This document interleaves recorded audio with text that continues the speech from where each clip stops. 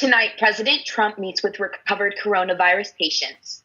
And WSU fashion students prepare to show their portfolios in a different way. Murrow News 8 starts now.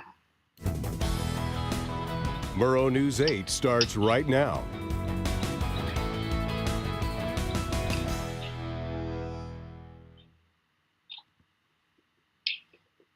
Good evening, I'm Jasmine Brown.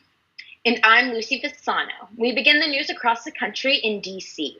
President Trump gave his daily briefing. Some highlights included his intention to halt funding to the World Health Organization, meeting with former COVID-19 patients, and the prospect of May 1st economy opening. Trump met with recovered coronavirus patients who traveled from all over the country. President asked the patients to discuss their experience with an anti-malaria drug. Q13 reports that Trump is halting payments to the World Health Organization until a review can be conducted regarding their response to the virus's start in China.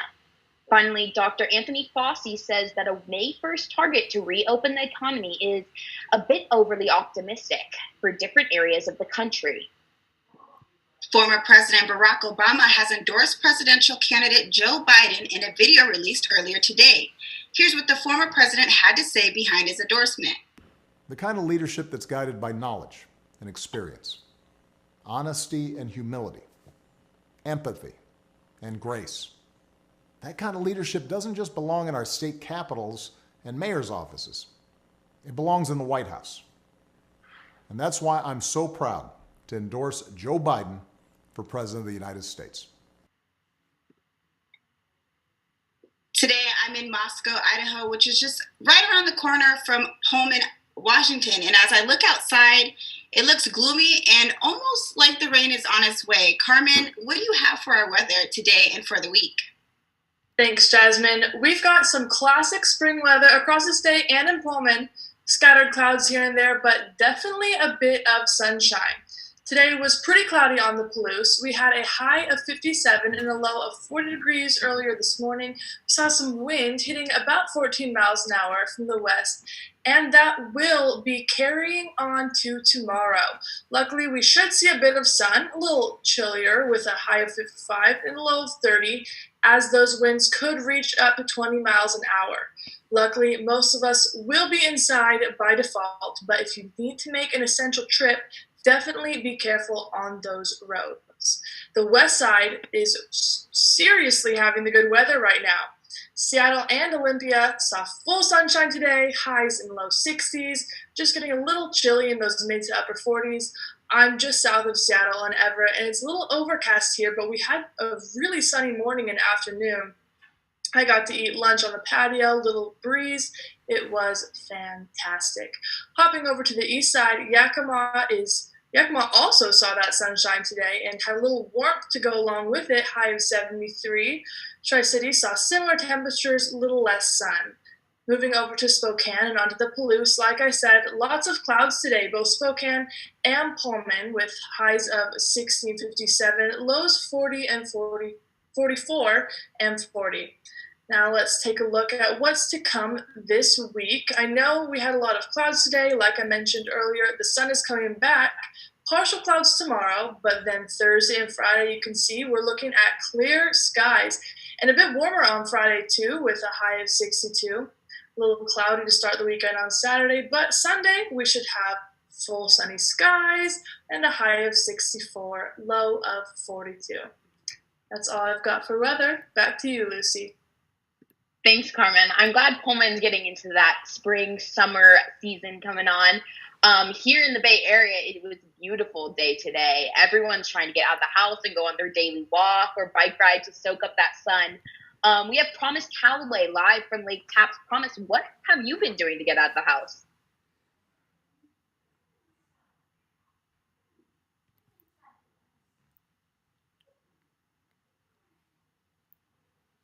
Hey, Promise. Check your microphone. Perfect. Sorry about that. Thanks, Lucy. Since being in quarantine, I have been working out here in the yard with my family. And as Carmen mentioned, the weather has been amazing these last few days here in Lake Tapps. I have also been going on more walks with my family, and we couldn't help but notice all the bears in the windows. Caitlin Rappel takes a look at some of these furry friends. This may look like a regular neighborhood, and it is. But if you look closer, you'll notice some houses have teddy bears in their windows. I spoke with resident Eileen Hotchkiss via email about the teddy bears. She said that this encourages creativity, conversation, and connection. She said it's a fun topic around the dinner table and gets kids to be more engaged when going outside. You may have noticed an increase in people going on outdoor walks. Well, by putting a teddy bear in your window, you're adding a scavenger hunt element. The inspiration behind this, the children's book We're Going on a Bear Hunt. I like walking around and seeing all the different kinds, but also during this time I kind of like knowing that even if it's a neighbor I don't know, but I see a teddy bear in the window, it's kind of brings us together as a community and helps us know that we're all in the same boat and we're in this together. Eileen goes on to say that she's heard about multiple activities that bring together communities and help to recognize healthcare workers, such as making music at certain times or lighting candles. She also mentions local examples of people going above and beyond. In times like these, people are looking for ways to connect, so putting a teddy bear in your window just might be one of them. Caitlin Rappel, Murrow News 8.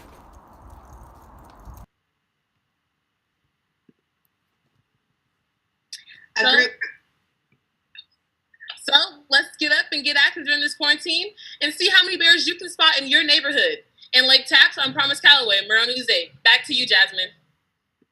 Thanks, Promise.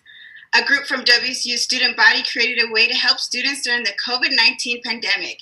ASWSU created a grocery reimbursement program that will reimburse students 50% of the first $50 they spend at selected stores. ASWSU President Quentin Berkenpass released a Twitter post with more on the details. Take a look. Hey Kooks, Quentin Berkenpass here, ASWSU President. I'm making this video because we just launched our ASWSU grocery reimbursement program today.